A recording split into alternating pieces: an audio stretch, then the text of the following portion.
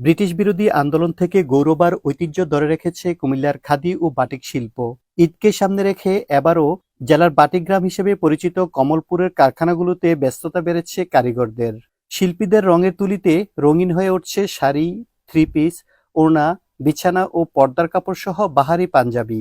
এখানে কাপড়ে মোম আর রং দিয়ে ব্লক তৈরি করছেন কারিগররা।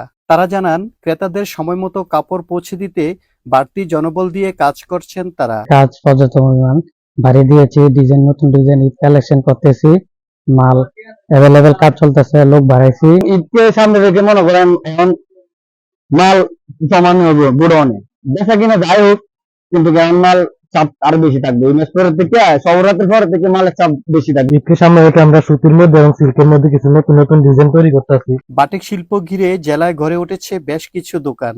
এছাড়া দেশের গণ্ডি পেরিয়ে এসব কাপড় রপ্তানি হচ্ছে আমেরিকা, ইউরোপ সহ বিশ্বের বিভিন্ন দেশে।